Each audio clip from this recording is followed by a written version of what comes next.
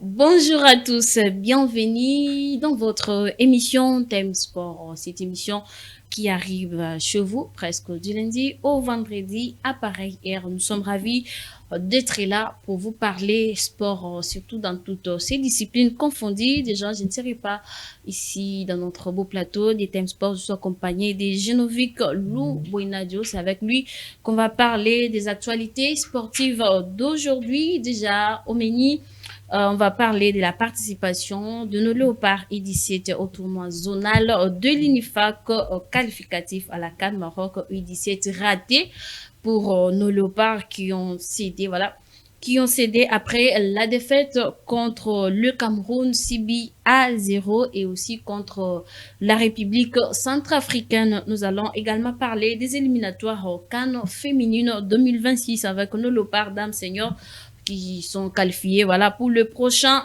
tour. Et aussi nous allons parler notamment avec la Lina Foot, les championnats nationaux du Lico Cash Ligue 1, et puis on va parler aussi des football féminin ici dans cette émission. On va parler également de boxe, notamment avec le combat raté de notre boxeur Martin Bacolé, poursuite du championnat de la Ligue Pro Bacune Ligue. Voilà, on va en parler ici. Ligue des champions, phase finale avec les affiches de ce soir. Et puis, nous allons citer par cette page noire des obsèques de notre quartier connu de tous, Edingwe Montonangenge. Voilà, c'est de quoi on va parler aujourd'hui, une fois de plus. Bienvenue dans cette émission. Déjà, je m'en vais saluer Montréal, Pius Smart Chumanga qui est côté réalisation, et derrière nos caméras, il y a Christian Sakananu, le maestro, qui est là. Et sans plus tarder, je m'en vais saluer mon invité qui est là, Genovic Lou Boinadio. Je te salue. Je ne sais pas si j'ai bien prononcé ton nom. Bon, c'est avec des syllabes, je crois, prononcées à 3 temps. Ça donne du fil à retordre. Oui, c'est évident parce que lorsque vous prononcez un nom aussi kilométrique comme le mien, un nom qui comporte 12 lettres, je le rappelle ici. Oh là là. Et donc, c'est à 4 syllabes qu'il faut les prononcer. Lou Boinadio, de peur de ne pas connaître un lapsus linguistique. Et donc, je sais bien prononcer. Merci pour l'invitation. Merci aussi pour ce beau cadre. C'est pour une première. Oui, je suis venu après tant de tractations, tant de reports. C'est pour des raisons évidentes que je n'étais pas là, je le sais mieux. Et aujourd'hui, je pense que le conducteur est séduisant. Oui. Et je crois qu'on va prendre de la hauteur. Je suis seul ici, donc ce sera intéressant de partager ce plateau avec toi. Merci beaucoup à toi, Genovic, d'être là et aussi de répondre à notre invitation. C'est toujours un bon plaisir. Je crois que ça ne sera pas la dernière fois d'être avec nous. Pas du tout. C'est vrai que c'est une première, ça ne doit pas être la dernière. Voilà.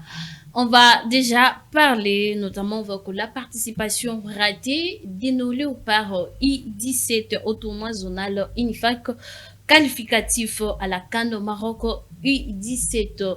Genovic Lou Boinadio, par rapport à la prestation de nos léopards U17 qui ont d'ailleurs bien commencé l'entame, déjà en lice avec une victoire face au Gabon. Et puis, le garçon a négligé la RCA qui a été battue, je me rappelle, le 9 à 0 contre le Cameroun. Et puis, pour conclure la manche, il s'est fait battre sévèrement par le Cameroun en soi, 6 buts à 0.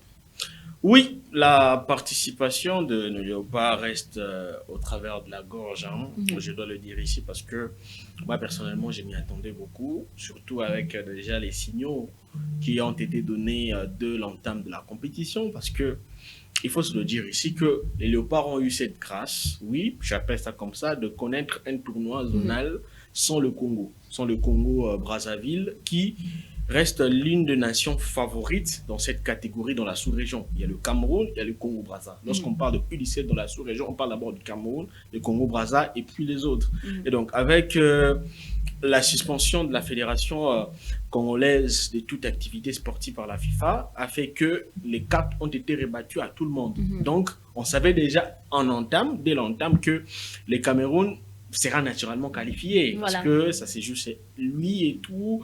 L'équipe s'est préparée pendant 3 mois. C'était évident avec tout ce qu'il y a comme un facteur âge qui accompagne la catégorie d'âge chez les Camerounais. Et donc, on se disait que les Léopards avaient leur carte à jouer à fond. Déjà que le boulevard a été laissé quasiment ouvert à tout le monde. Ils ont bien entamé la compétition avec une victoire face au Petit Poussé, qui était le Gabon, parce que le Gabon n'existe pas depuis toujours dans la sous-région avec les équipes d'âge. À peine 2 ans que les sélections gabonaises de la catégorie commencent à se réveiller. Et donc, avec les potentiels congolais, on se disait que voilà, on va s'en sortir. La RDC gagne le Gabon, 3-1, déjà évident. Vous êtes deuxième avec un goal à virage de plus 2. Et maintenant, vous jouez face à une équipe qui venait de prendre 9 buts à 0 avec un goal à virage de moins 9. C'était, je crois, 9 buts à 1. Voilà, goal à virage de moins 8. Et donc, vous vous dites dans votre tête que notre match est gagné d'avance. Donc, c'est ce que tu as même dit dans ton introduction.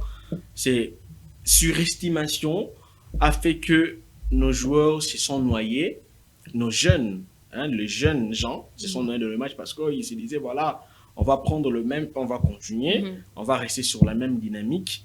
Et quand tu vois le match, tu vas remarquer une chose, que ces enfants ont fait des erreurs de la jeunesse. Les choses qui pourtant pas n'étaient pas faites au premier match. Parce qu'au premier match, il y avait quand même le réalisme qui avait accompagné les enfants. Les enfants avaient quand même quelques précisions dans leurs gestes, quelques précisions dans leurs passes, quelques précisions dans leur organisation. Mais dans le deuxième match, on avait l'image d'une équipe qui voulait maintenant faire parler d'elle individuellement. C'est par exemple le cas d'Exocé Titi, par exemple. On va se dire que c'était les métronomes de la sélection. Je lui en fais pas trop, c'est un enfant, il n'a qu'à peine 15 ans.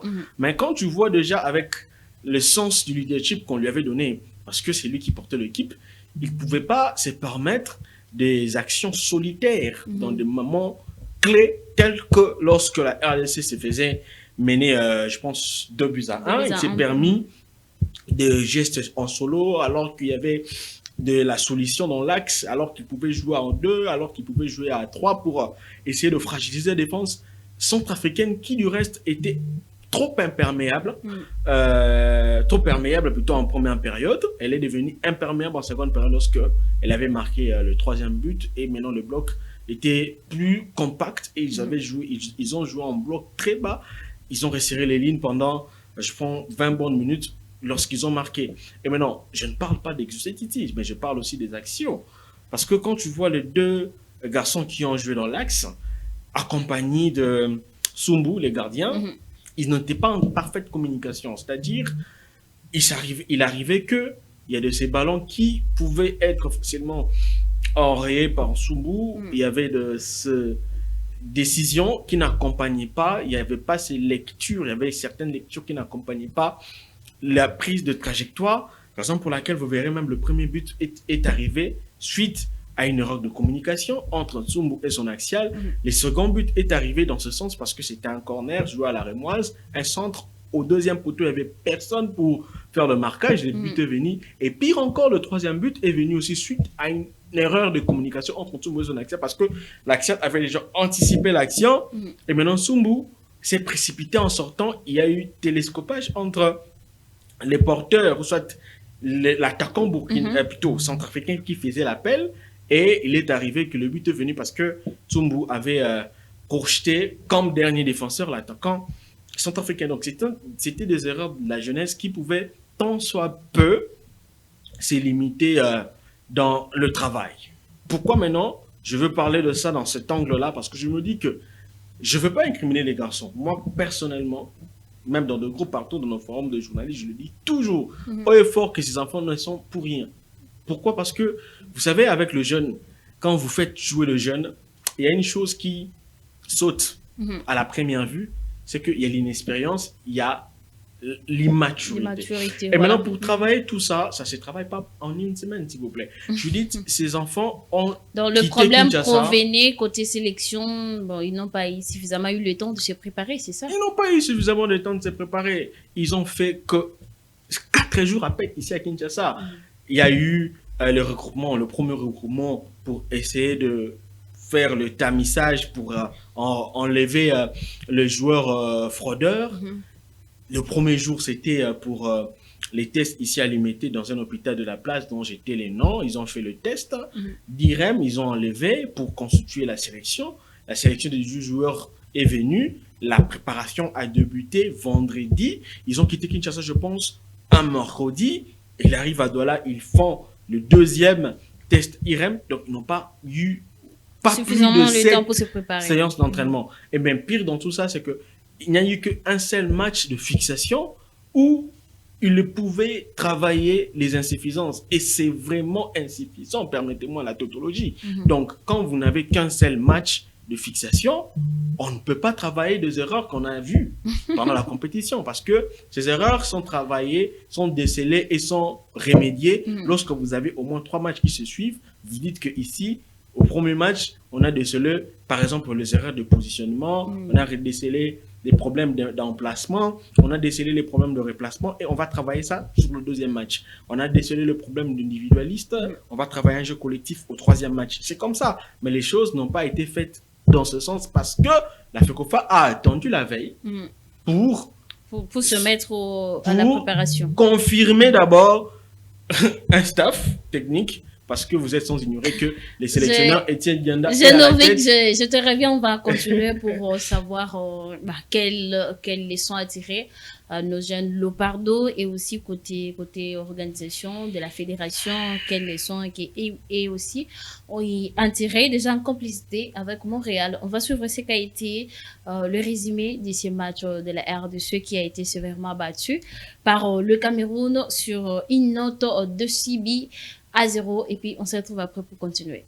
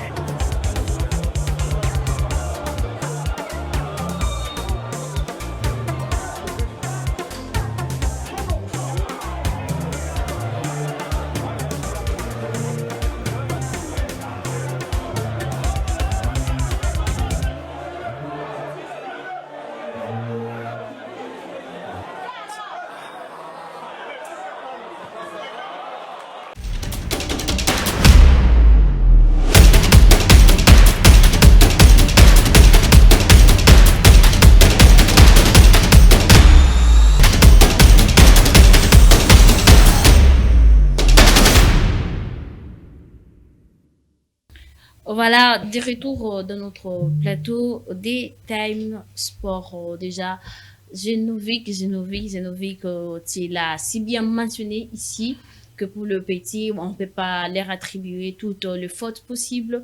Le problème provient aussi côté de nos dirigeants, notamment avec le rassemblement Kaili en retard. Le premier responsable. Je me rappelle, il y a un jeune, Et la direction technique, oui. Qui est arrivé plus ou moins 3 jours avant la date qui était prévue pour le rassemblement. Le gars est arrivé, on lui dit à la Fédé, on rentre d'abord, on va te faire signer. Je n'ai pas de famille ici. Non, trouve-toi des proches à la famille où tu peux rester pendant quelques temps en attendant la date où on vous avait fixé. Bon, je me suis dit, ça faisait mal. Et si l'enfant n'avait pas des proches parentés ici, qu'elle allait devenir cet enfant. Et aujourd'hui, vous épinglez ça, le même problème côté rassemblement qui prend trop de temps minime par rapport à l'organisation proprement dite de la compétition. Alors, quelles sont pour ces jeunes gens et aussi côté des organisateurs, pour ne pas dire la fédération? Non, il faut les nommer. Moi, je ne suis pas hypocrite ici. Quand je viens, je dis les choses telles qu'elles sont. Ce sont de faire. Je te rappelle aussi, chez nous, c'est la vérité qui libère. Bien sûr, heureusement que c'est ça le concept, c'est ça la devise de la chaîne. Merci à l'initiateur d'avoir pensé à cette devise parce que ça nous permet de dire des choses telles que c'est présent. Aujourd'hui, la FECOFA a échoué avec les U17. Surtout la direction technique nationale. Je le dis ici, je regarde la caméra. La FECOFA et la direction technique ont échoué avec le U17 parce qu'il y avait possibilité d'avoir sur une année 5 sélections nationales de la RDC alignées dans de compétitions majeures, chose qui n'est jamais arrivée dans l'histoire du football congolais. On était sur le point de faire un carton plein, s'il te plaît, Juliette. Exactement. Maintenant, qu'est-ce qui a manqué pour cette équipe de U17? C'est l'improvisation. C'est comme si le vieux démon qu'on s'était débarrassé sont revenus en dernière minute pour hanter la direction technique qui attendait, s'il vous plaît, qui attendait que l'UNIFAC leur tienne en haleine de la date et du lieu du tournoi pour qu'ils organisent les choses. Or, s'il vous plaît, c'est aberrant. Vous savez qu'il y a une CAN programmée déjà en mars 2025. Ce sont des calendriers CAF, FIFA, déjà calés depuis l'Assemblée générale. La CAF organise au mois d'octobre. Ok. Au mois d'octobre, la CAF vous a fixé. Mais qu'est-ce que vous faites de ces 7 mois qui sont devant vous?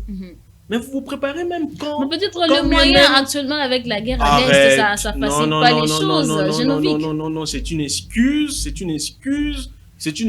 le dis à 3 fois. Non validé. Parce que c'est que le gouvernement congolais aujourd'hui collabore avec une agence, Mondial Sport, qui préfinance les organisations de stages, que ce soit chez les A, que ce soit chez le U20, U17, les dames, A', toutes les catégories confondues sont préfinancées maintenant lorsque l'ordonnancement cale au niveau de la chaîne de dépenses. On préfinance et le gouvernement vient en dernier ressort pour épurer les dettes.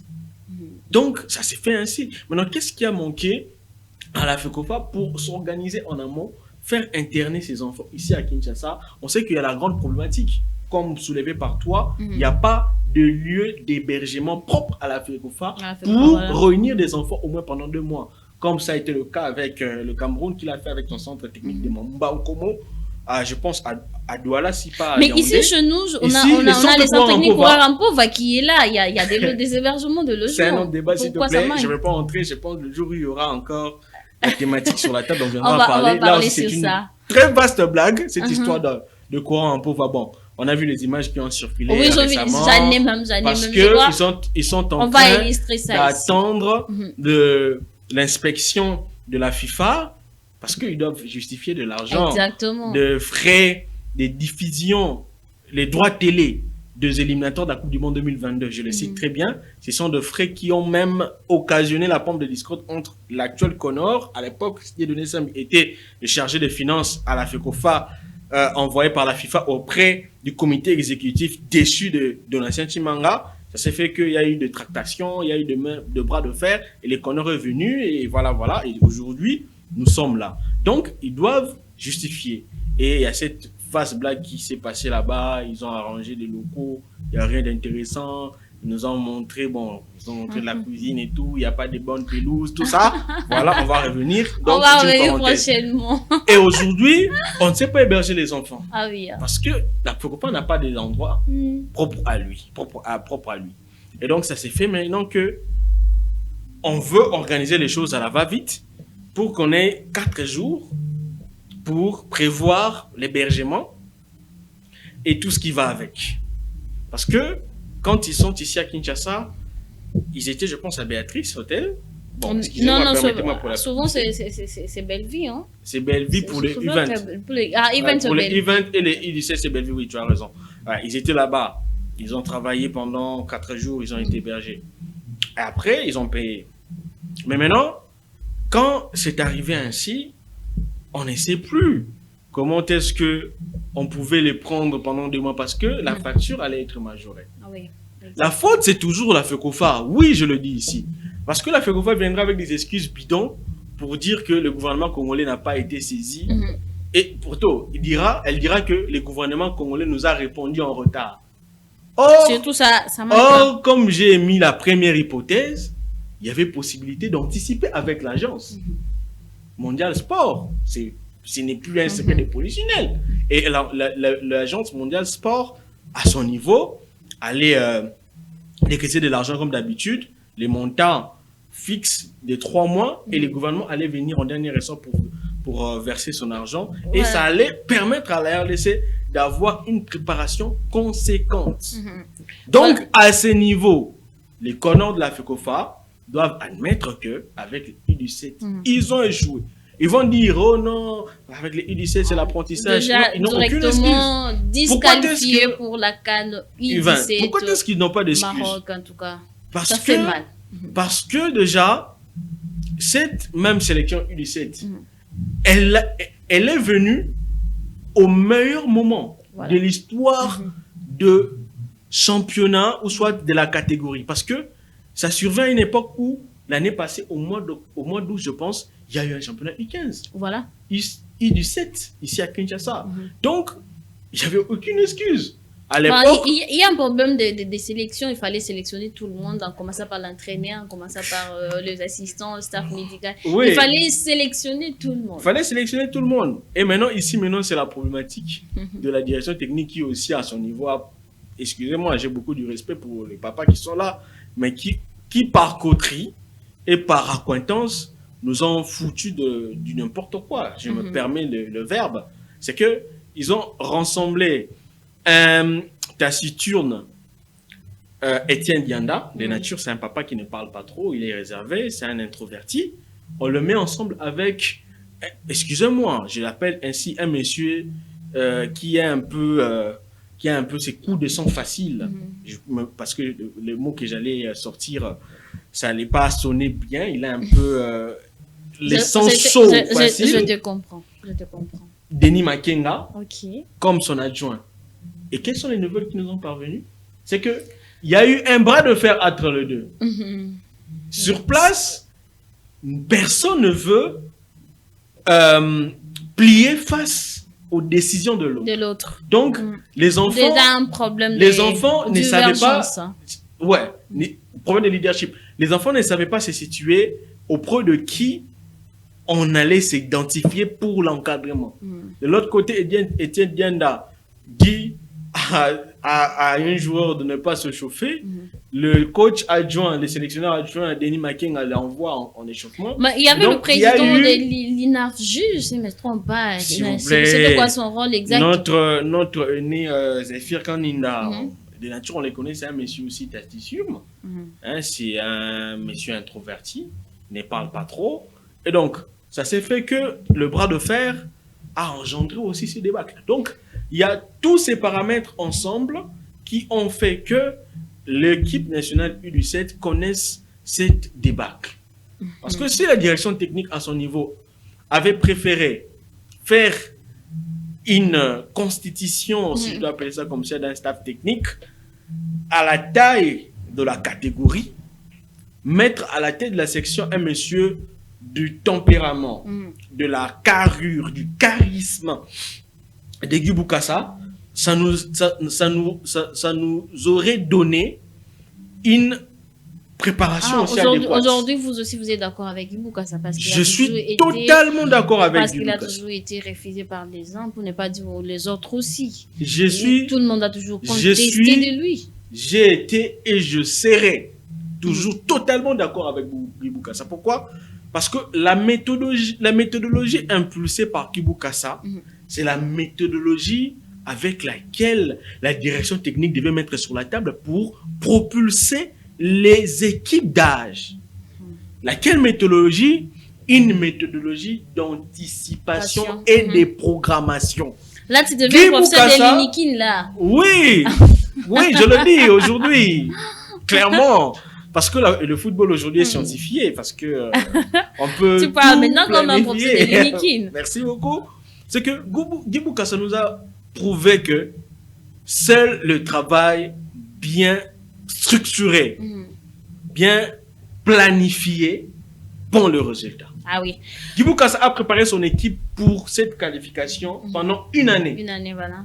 Et le résultat est là. Ah oui. Maintenant, qu'est-ce qui a manqué à la direction technique d'installer? La direction technique savait qu'on aurait une CAN à chercher en 2025. Qu'est-ce qui a marqué à la direction technique de chercher un sélectionneur pour le placer et que ce sélectionneur soit porteur d'un projet?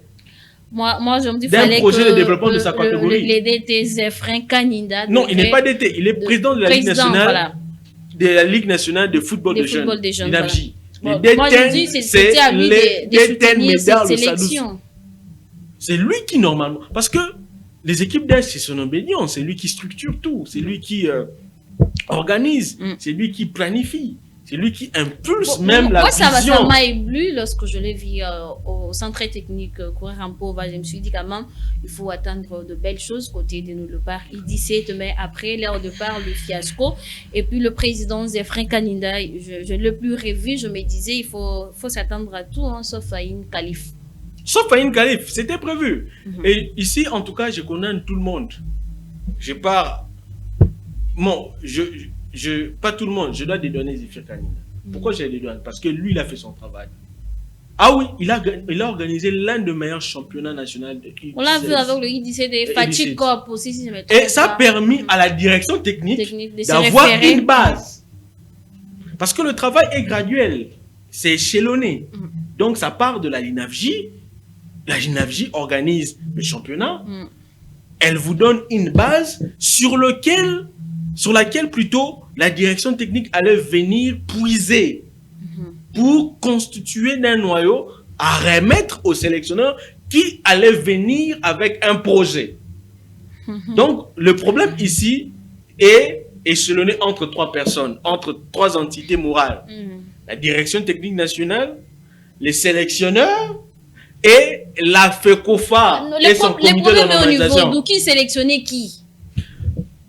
Le problème de qui sélectionner qui, c'est pas une problématique à remettre sur la table parce qu'on sait très bien que chez les jeunes, partout, c'est toujours les directions techniques qui mettent sur la table des sélectionneurs les joueurs. Parce que c'est tel qui a les bases des données. Je crois que c'est pas les cas. Hein, c'est pas les cas. Non. Là, en tout cas, ici, il y a une nuance à faire. Je n'envie que si on s'attarde, c'est qu'on va dormir sur ça, parce qu'il y a encore d'autres léopards que nous devons aussi parler. Bientôt là, nous sommes en attente de la liste de notre sélectionneur manager Sébastien Desabre, qui jusque-là, le même problème d'organisation, nous...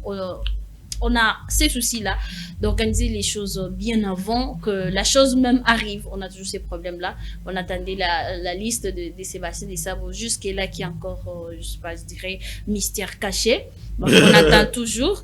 Mais on va cette fois-ci parler des éliminatoires au CAN féminine 2026 avec la qualification de nos léopards seniors dames après avoir battu en aller l'équipe nationale du Botswana 2-0 et un match nul 0-0 ici au stade de Martyrs de Kinshasa. Au moins, le filles cette fois-ci s'est qualifié pour le prochain tour. Les filles, une très grosse désolation aussi. Ah oui.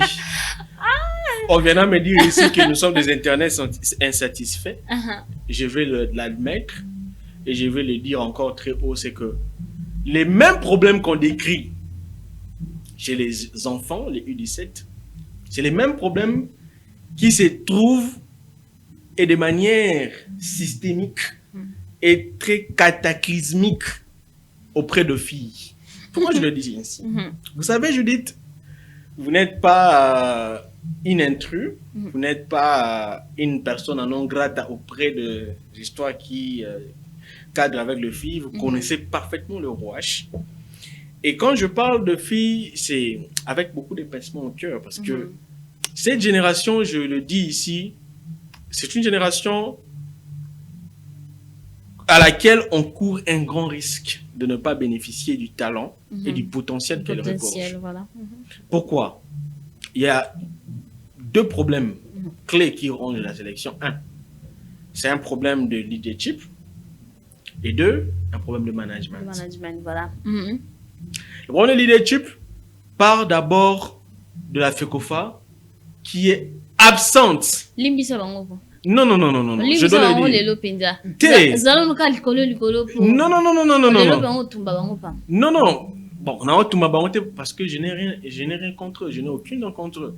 Mais la FECOFA est auteur de ce qui s'est vu chez le FI. La FECOFA a délégué ses pouvoirs. Ses pouvoirs, je dirais, ses attributions. La FECOFA l'a délégué à une ligue subdélégataire, une ligue censée organiser les championnats, les entités subdélégataires. La FECOFA l'a délégué à la LINAF. Et la LINAF se situe à la coordination des équipes nationales. Raison pour laquelle il y a tout ce qui se passe là-bas. La complicité de la FECOFA à ce niveau est laquelle? Parce que la FECOFA regorge en son sein la direction technique. Et c'est cette direction technique qui normalement devait suivre les organisations de toutes les équipes nationales. Mais la direction technique nous donne l'impression, si je dois revenir encore sur notre première thématique, c'est que la direction technique s'occupe que de sélection nationale de catégorie d'âge, monsieur. Déjà, les A, on n'en parle pas parce qu'il y a les sélectionneurs managers, Sébastien senior, qui est maître de moi, tout je là-bas. trouve que c'est ça une préoccupation de la fédération. Il y a quelque part A prime et puis senior. Et senior. Et les catégories, c'est entre la main de la direction technique. La FECOFA intervient lorsqu'il s'agit de faire les prévisions et les autres, les lignes et les demandes. Voilà. Maintenant, chez la LINAF gère aussi les choses à sa façon. C'est comme un royaume qui est subdivisé, je pense, à 3. Et ce qui se passe sur le terrain, la LINAF aussi pond sa volonté. La LINAF s'il faudra poser des questions, ils nous diront que c'est la fédération. Arrêtons. S'il faut poser des questions à la fédération, ils vous diront que c'est les ministères. Voilà. Vous partez au ministère, ils vont vous dire que c'est la fédération qui gère ça. Donc, on ne sait pas. On ne sait pas ce qui se passe réellement. Ce sont des excuses, mais je veux dire, dans les formels, c'est la FECOFA qui est responsable des équipes. Exactement. Mais dans l'informel, sur le terrain, parce que nous sommes des journalistes, dans le fait, c'est la LINAF qui gère. Et qu'est-ce que la LINAF te fait? La LINAF aussi, quand j'ai imprimé les problèmes de management et de leadership, le management de la LINAF fait que le leadership à la tête de l'équipe nationale féminine plutôt n'existe pas. Et maintenant, cette équipe talentueuse soit-elle, elle connaît, je pense, à l'espace de 2 ans, je dis bien 2 ans, plus ou moins de 5 sélectionneurs. Je vais le citer ici nommément.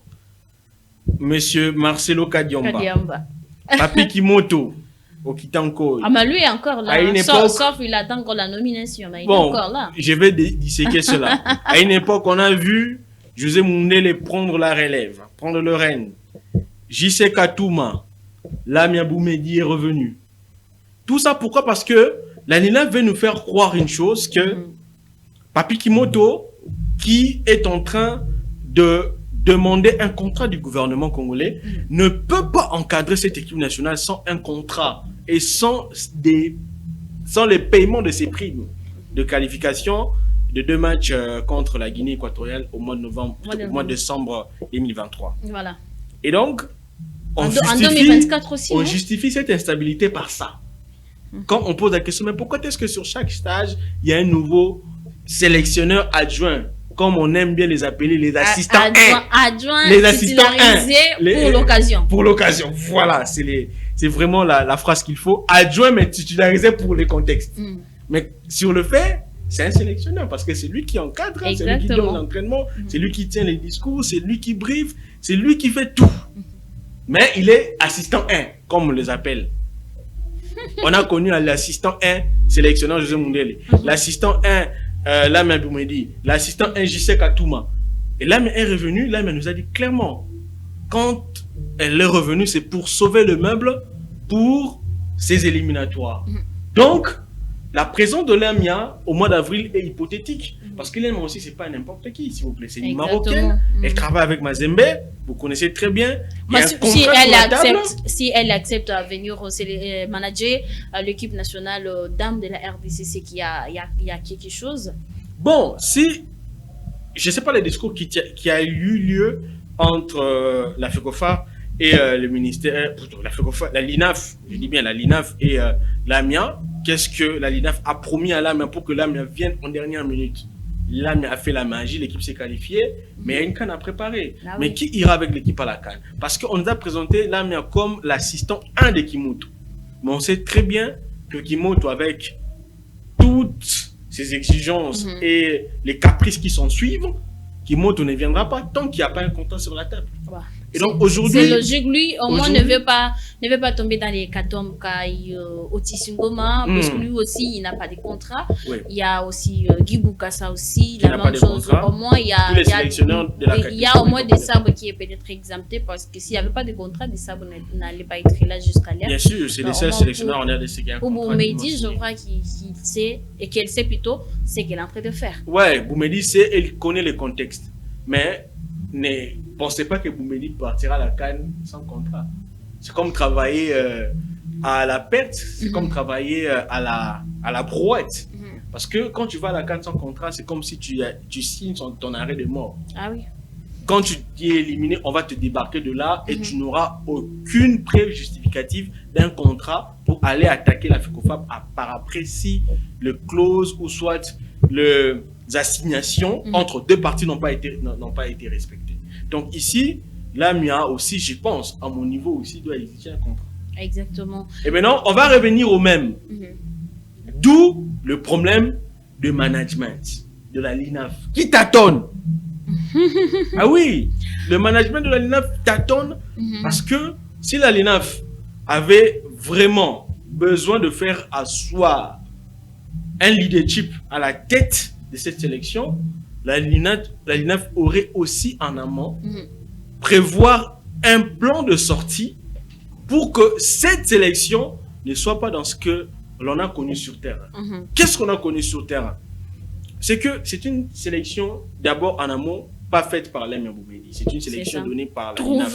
Elle a trouvé et c'est la LINAF qui a concocté la liste. Donc comme on dit, contentez-vous de ce que vous avez trouvé. Et maintenant, les joueuses que la LINAF propose aux sélectionneurs, ce ne sont pas des joueuses qui forcément répondent aux assignations et aux attentes du sélectionneur sur terrain. Déjà, quand on entre dans certains choix, on comprend que on va pas se le voiler la face ici, la face, vous le connaissez mieux que moi que la LINAF, à un certain niveau, est dans la coterie avec certaines sélections de joueuses. Vous le savez. Vous êtes dans le milieu, vous savez. Et maintenant, ça se fait que des joueuses qui viennent par coterie, certaines, je dis bien, parce qu'il y a celles qui méritent et celles qui sont en forme, elles se disent que c'est un acquis cette sélection. Je ne suis pas rivalisé, je viens comme moi j'aime l'appeler, je viens dans un musique. Et quand tu débarques dans un musique, tu es dans ta zone de confort. Tu n'es pas dérangé, personne ne te dérange. Voilà. Et sur le terrain, tu viens faire quoi? Tu viens faire du n'importe quoi. C'est pratiquement ce qu'on a vu comme prestation de ce Kipoué. Je n'ai rien contre Kipoué. C'est l'une de...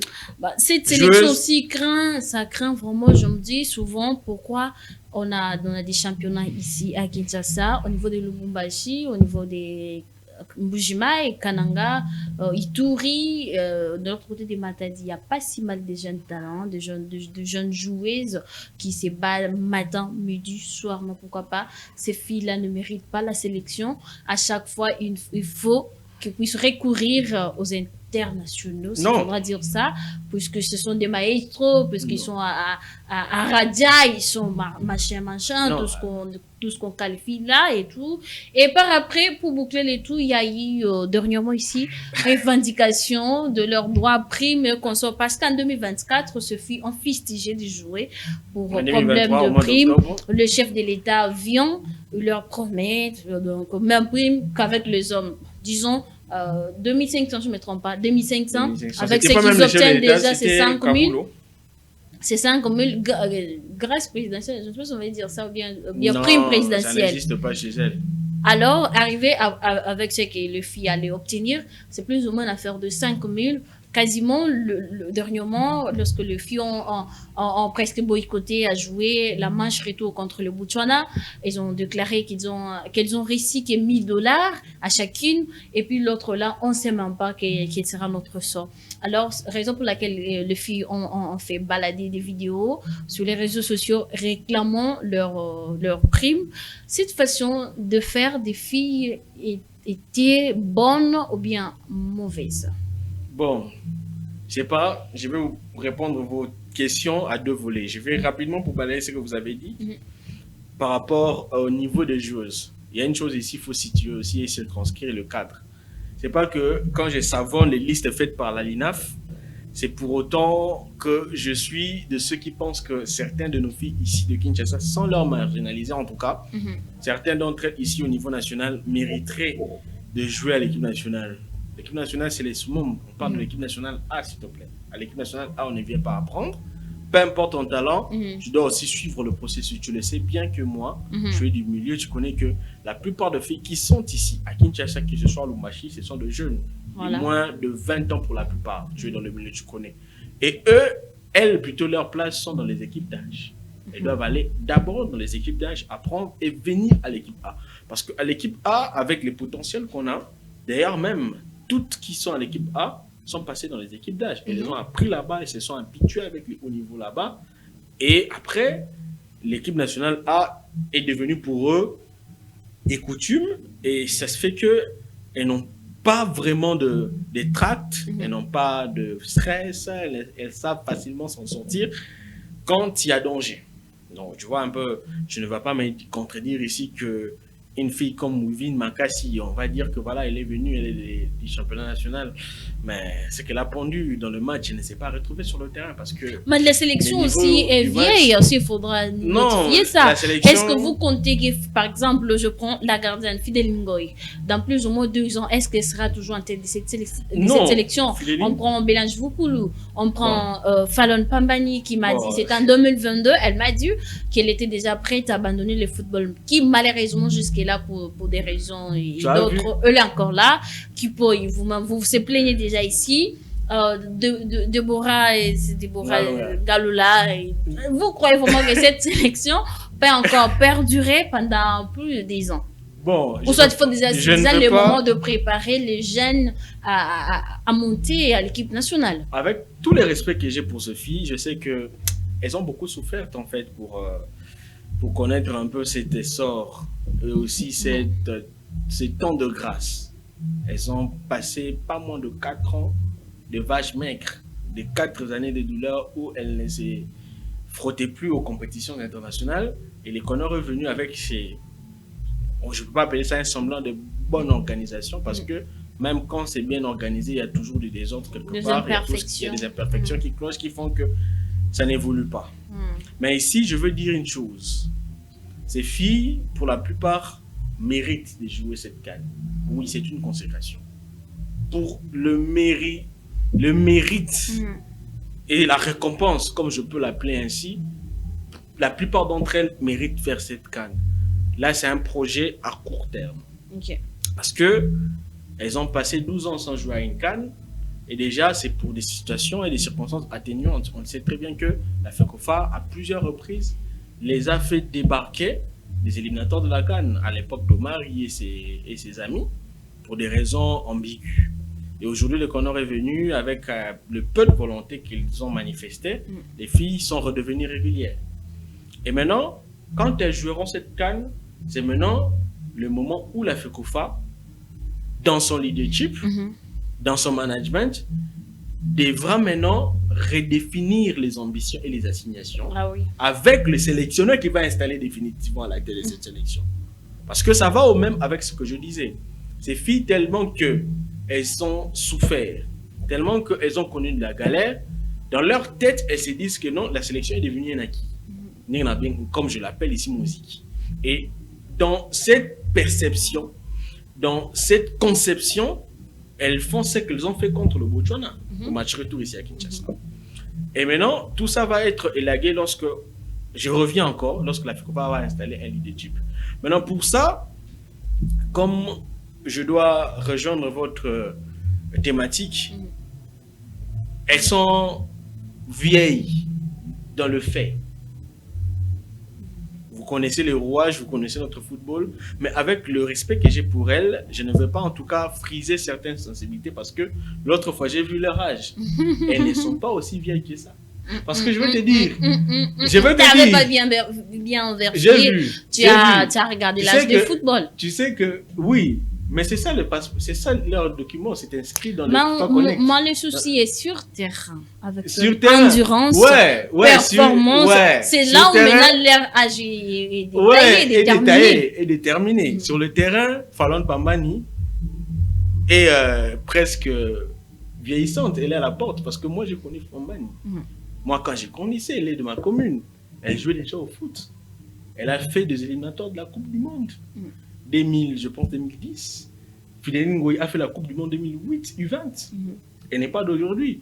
Si même on peut faire la sommation, ou soit essayer, parce que je ne vais pas citer leur date de naissance ici, pour ne pas les exposer, parce que ça risque de faire connaître certaines révélations et avoir certaines retombées. En tout cas, je les protège pour leur bien.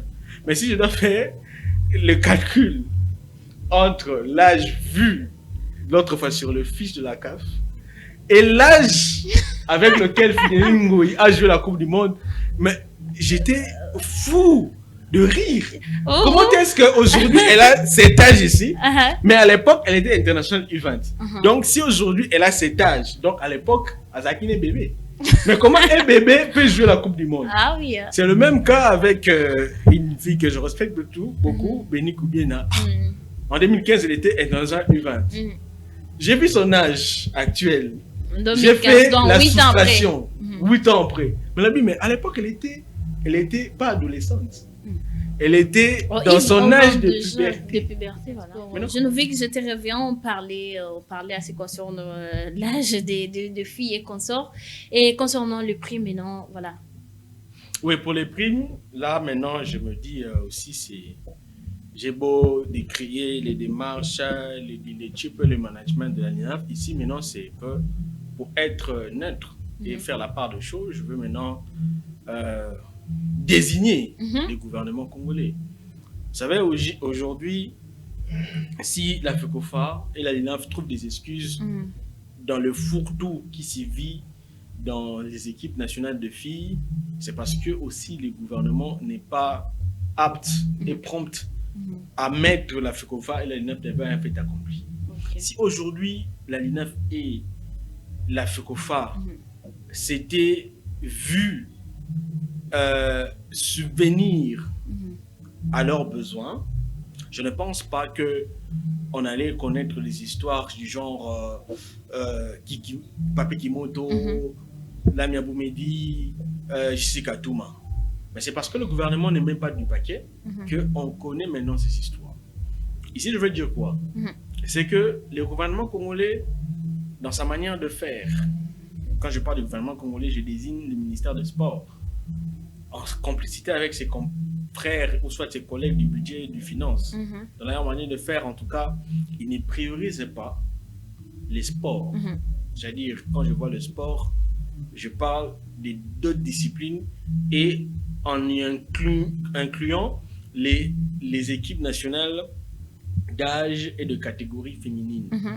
Et ça se fait que pour le gouvernement congolais, c'est que les priorités, ou soit le premier des prioritaires, c'est l'équipe nationale.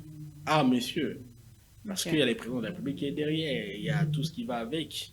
Mais on oublie les autres. Oh, apparemment, il n'y a que cette sélection de Léopard Senior qui existe en RDC. Parce que pour les autres, là, en tout cas. Parce que le budget qui est déboursé dans cette catégorie, c'est pratiquement un quart du budget alloué au sport. Voilà. Pratiquement. Et maintenant, ça se fait qu'on ne sait pas organiser les sports en soi. Il y a le basketball, il y a la boxe, il y a plusieurs disciplines, mais on dirait en RDC, il n'y a que de Léopard Senior qui existe. Déjà, je crois qu'on va acheter avec ces chapitres pour parler d'autres choses. Je crois prochainement, on va revenir un peu là-dessus pour parler de tout, sauf de rien. Déjà, à ce qui concerne le Léopard Dames I-17, poursuivre leur préparation du match contre les Amazones du Bénin qui est prévu prochainement dans les cadres du deuxième tour préliminaire de la Coupe du Monde I-17 au Maroc 2025. Déjà, les filles sont au même endroit où elles enchaînent avec les séances de travail. Je crois que ce qui concerne le détail, on va revenir prochainement pour vous en parler. Déjà, on va parler cette fois-ci de la Lina Foot championnat national du LICO Cash Ligue 1 avec la phase retour de la 30e édition 2024-2025. On a vu, malgré que l'AS Vita Club a été renoué, changé, mais il y a toujours des petits soucis à ce qui concerne cette équipe. Et DCMP, n'en parlons même pas, le Popo au moins ça va avec le retour de son entraîneur Luc Emaille. Côté TP Mazembe, on a quand même trouvé ça va. Côté aussi Renaissance, bon, il essaie de se relever, mais ça craint toujours côté aussi Renaissance Aigle du Congo. Ça va. Je ne vais Bonado avec la phase retour, on a vu AS Vita Club qui a commencé déjà avec un match nul, une défaite. Pour le reste, là, on ne sait pas. DCMP, lui, à part le match de la famille, c'est-à-dire contre OC Renaissance, là, au moins, il gagne. Et contre où il y a les clubs orange, au moins, avec l'AS Vita Club, ça marche. Et plutôt DCMP, ça marche. Mais qu'est-ce qui ne va pas avec notre ancien club de plus de 1900 et quelques? Ancien club. L'AS Vita Club, ce plus vieux. Ah, vieux, pas ancien, vieux. Bon, bref, pardon. Ça va même. Voilà. Ce qui ne va pas avec les deux équipes, c'est on va dire que les problèmes des équipes, c'est les supporters. D'abord, et deuxièmement, en quoi les ils administrateurs. J'en viens. Ok. C'est que les présidents qui sont là ne sont pas de magiciens, s'il vous plaît. Ce ne sont pas de maîtres chanteurs, ce ne sont pas de devins, si je vais les appeler comme ça. Voilà. C'est que Paul Kassembele, qui est en au Dark Motema Pembe, est venu trouver des problèmes au sein de l'équipe. Une équipe décimée par des suspensions de la FIFA, une équipe instable administrativement. Il a pris l'équipe, il a accepté de porter la charge de l'équipe et il a accepté de payer les dettes. Parce que la continuité de la gestion, la continuité de la chose publique, si on doit appeler ça comme ça, lui a poussé de faire cela. Il l'a fait. Et maintenant, l'équipe doit se reconstruire. Ah oui. Parce que les sanctions de la FIFA sont tombées. Maintenant, les joueurs qui y a à l'équipe, les joueurs qui s'y trouvent, ce sont des joueurs, ils sont là pour la plupart, n'ont pas de niveau. Ce sont des joueurs issus de la période de la vache maigre. Maintenant, pour construire l'équipe, il faut du temps. Parce que les priorités ont été résolues. Les priorités, c'est-à-dire les problèmes d'arriérés, les problèmes de dette, les problèmes, tout ce qui va avec. Maintenant, vous avez eu 2 saisons dans lesquelles vous vous êtes retrouvés dans ça. Et cette saison, le résultat sur le terrain prouve à suffisance les retombées de ces sanctions.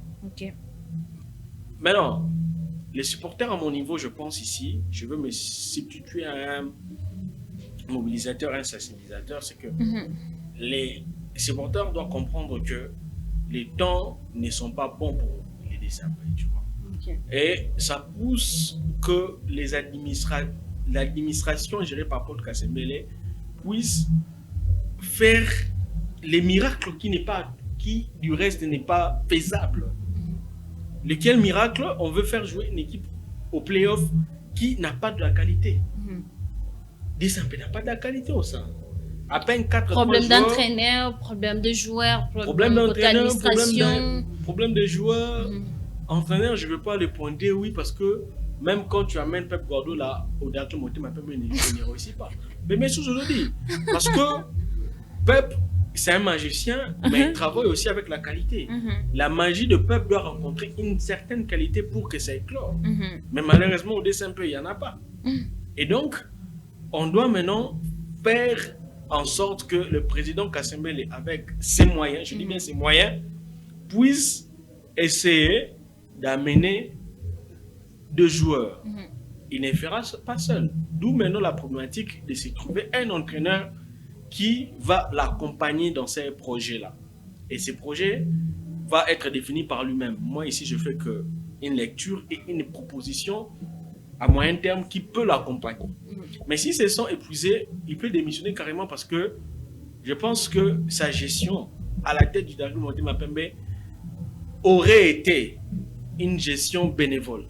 Pourquoi je l'appelle bénévole? Parce que il a trouvé un passif et ce passif lui a coûté tant d'argent qui sortait de sa poche, sans sponsor, sans subvention. Et donc, c'est par passion qu'il a fait.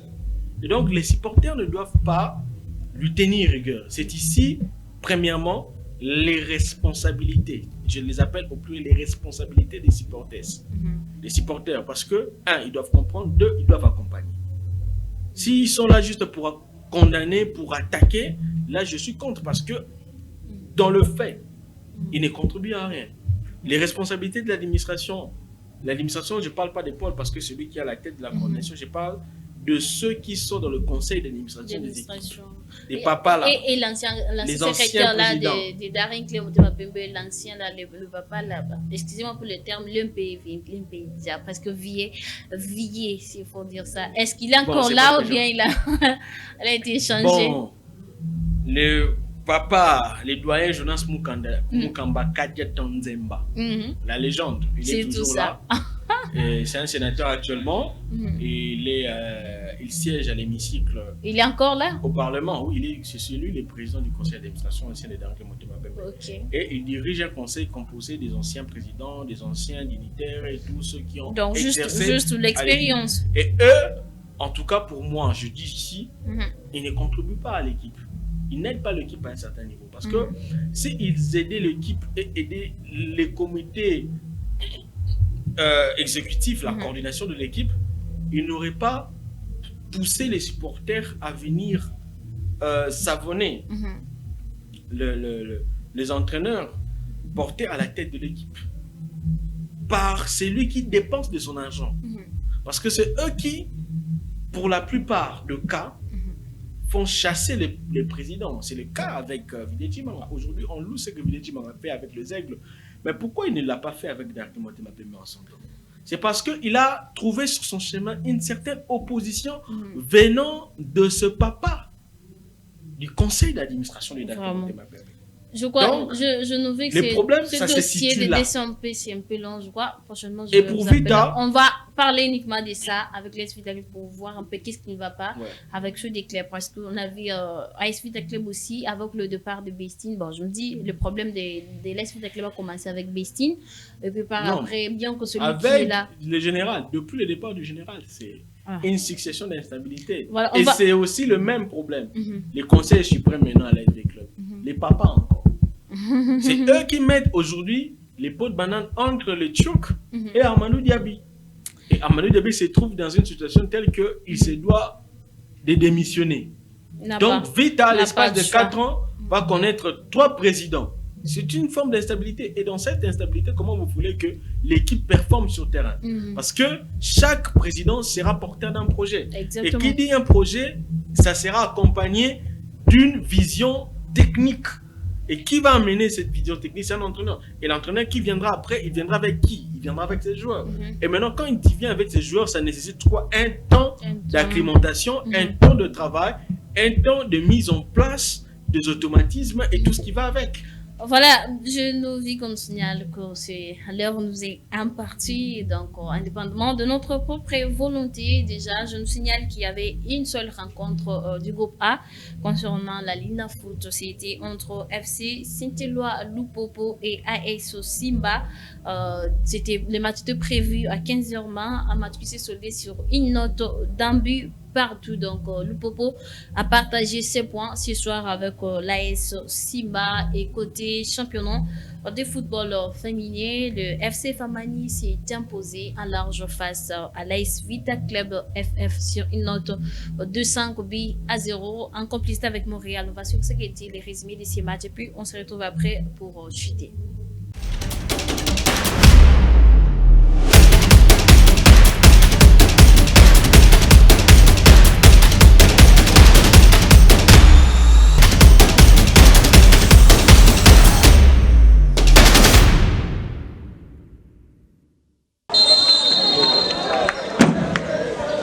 Pour cette rencontre de la 14e journée, le football club féminin Amani a battu le Moscovite de l'AS Vita Club FF sur la note de 5-0 et enregistre un succès de 6 victoires de suite lors de la manche retour du championnat provincial de football féminin de Kinshasa. Dans ces duels serrés, les Vacuum ont ouvert la marque en première par les billets de Marthe Kitululandu à la 12e minute de jeu. La deuxième réaction d'Amani n'a pas tardé à arriver, soit à la 25e minute par les truchements de Gloria Mboudinosa. Très efficace à l'attaque, Doris Senga s'illustre et marque le 3e but de la gagne à la 29e minute. Avec un effectif remanié, comme Jessica Pika Mayombo dans la cage, Fidelise Sangou, Bénédicte Nzei et Genovic Makila au terrain, Amani joue la prudence et en profite pour dominer les débats en première période, riche en buts, une faute commise dans la surface. L'arbitre siffle un penalty pour Amani et celle-ci sera jouée par la gardienne Jessica Mpika qui a bien exécuté les tirs et un 4e but pour Amani à la 45e plus une minute de temps additionnel. AS Vita Club FF reste mou sans parvenir à réduire la marque malgré les changements opérés par les coachs. C'est au retour des vestiaires qu'Erit Libila Nyamboki a inscrit à la 89e minute le but de break et de victoire pour les rouges et blancs du FCF Amani. Celui-ci a ainsi permis aux siens de garder leur billet d'invincibilité en 6 matchs joués de la phase retour. Pour rappel, le FCF Amani garde la 2e place avec 37 points en 14 sorties et reste que des matchs pour clore sa manche en bonté et attendre la Coupe du Congo.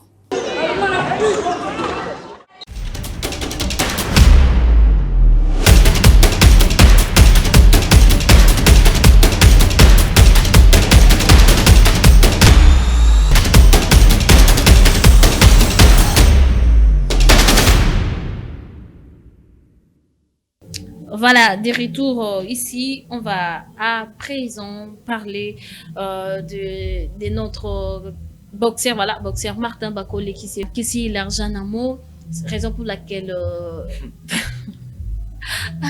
raison pour laquelle Bakole est tombé. Qu'est-ce qui s'est passé avec ce boxeur congolais? Moi, je me rappelle qu'il a combattu ces combats sans pour autant se préparer en conséquence. Martin Bakole, bon, son problème, je dirais, c'est la préparation déjà, premièrement, parce que le combat est venu en dernière minute. Oui, le combat l'a rencontré ici à Kinshasa. Et c'était pratiquement impossible de se préparer pour un virus. Et cette virus ne l'a pas permis de venir compétir face à Parker. Donc Bakole, contacté par l'organisateur, le parrain, les promoteurs de la soirée en dernière minute, des Saoudiens, son nom me fouille encore, c'est un ministre des Sports et de la promotion de culture saoudien, qui l'avait appelé. Martin s'est vu obligé de venir. Pourquoi ici? Parce que Martin Bakole, déjà après son dernier combat, les derniers combats livrés avant celui-ci. Ça date il y a plus ou moins 6 mois. Bon, pas 6 mois, ça date depuis le mois d'août. Donc c'est un total de 7 mois. 7 mois, ok. Oui, Martin Bakole n'a plus combattu. Parce que les Saoudiens voulaient de lui au mois de décembre pour combattre aussi en sous-carte de la soirée Fury et Usyk. Bakole avait refusé. Plutôt, déjà, le Saoudien voulait de lui au mois d'octobre pour combattre. Il a refusé, il est aligné. Ce qui fait agrandir les chances de la ceinture et surtout du positionnement, ce sont les concurrents face à qui tu compétis et face à qui tu boxes. Maintenant, lui, il voulait de ce combat pour se mieux positionner pour des challenges auxquels il vise. On le sait ici, vous le savez bien que moi, que Bakole vise Anthony Joshua, voilà. Bakole vise Wilder, Bakole vise aussi les Chinois Zhang, je pense. Surtout celui-là, il n'y a pas un conseil qui peut lui dire de ne pas oser. Bon, pourquoi ne pas oser? Parce que Bakole, c'est un poids lourd.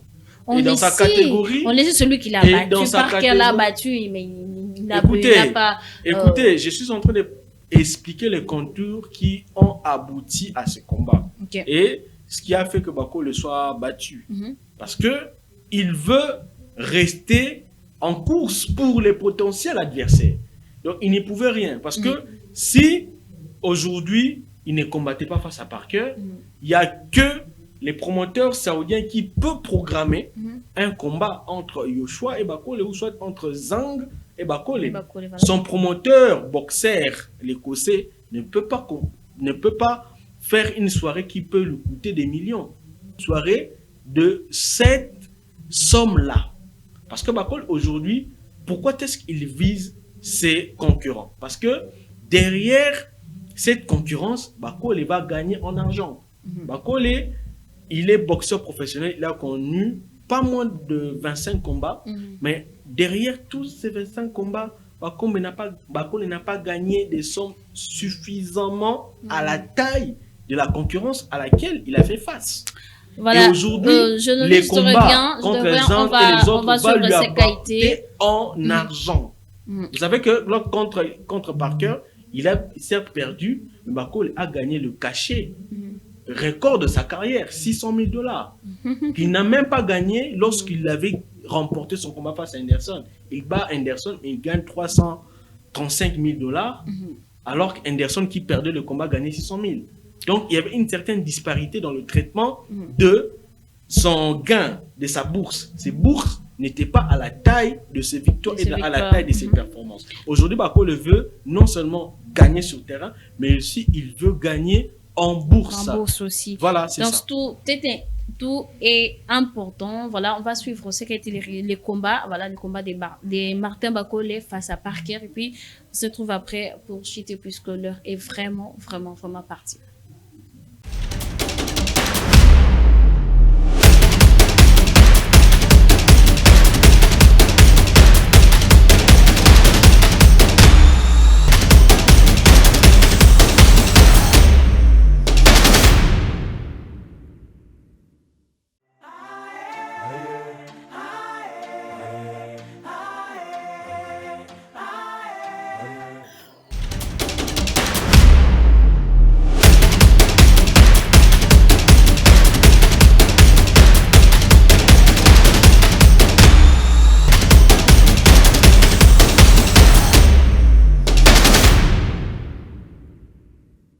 Voilà, des retours ici à ce qui concerne le championnat de basketball de la Ligue Pro Bakin. On va revenir là-dessus prochainement pour en parler déjà. Côté Ligue du champion, phase finale, les affiches de ce soir au Club Bridge va jouer avec Aston Villa, le match est prévu à 18h45 et puis Borussia Dortmund va jouer avec Lille, c'est à 21h juste. PSV contre Arsenal, 21h juste aussi. Et les derniers matchs, c'est Real Madrid face à Atlético de Madrid. Voilà, à ce qui concerne les affiches, je crois on va nous aider à l'afficher là. On va avoir tout le détail possible. Déjà, page noire, le catcheur congolais, connu de tous, Edingwe Motonangenge, a été enterré depuis le dimanche dernier. Voilà, on va suivre ce qu'a été l'enterrement d'Edingwe. Et puis, on se retrouve après pour chuter avec Genovic Bouinadio.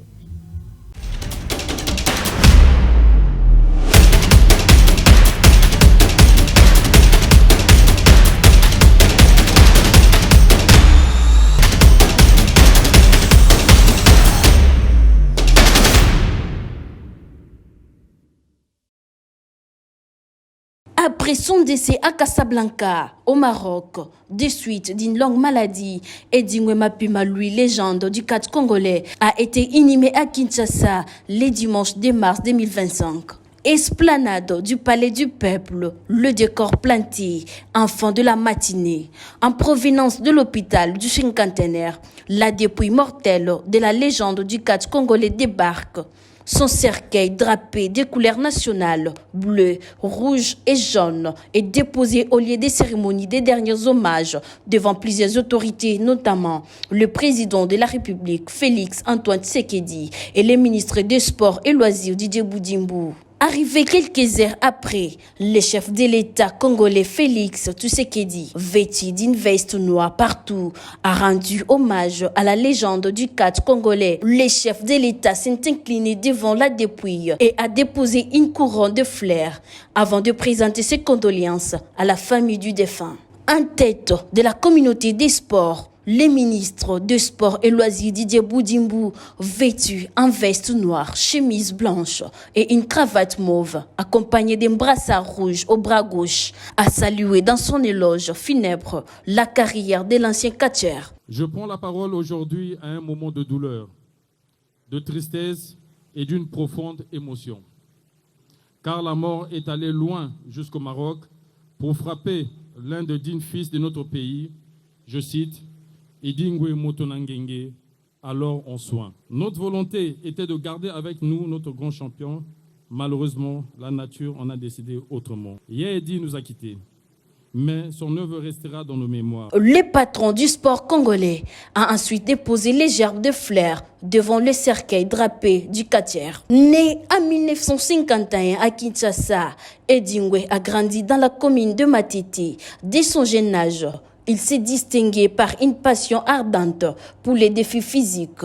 Dans les années 1970, il embrasse le monde du catch, où son style unique et son charisme le propulsent rapidement au rang d'icône nationale. Surnommé Motonangenge, la locomotive qui fume, pour son énergie débordante sur les rings, il devient une figure incontournable, attirant des foules immenses lors de ses combats mémorables. Au-delà du sport, Edingwe était véritablement ambassadeur de la culture congolaise, un homme de scène, apparaissant dans les pièces de théâtre et des émissions humoristiques. Pour rappel, la dépouille d'Edingwe a été rapatriée à Kinshasa le 24 février 2025, accueillie avec émotion par sa famille, ses collègues catcheurs et de nombreux admirateurs. La disparition d'Edingwe Mapima laisse un vide immense, mais son héritage perdure.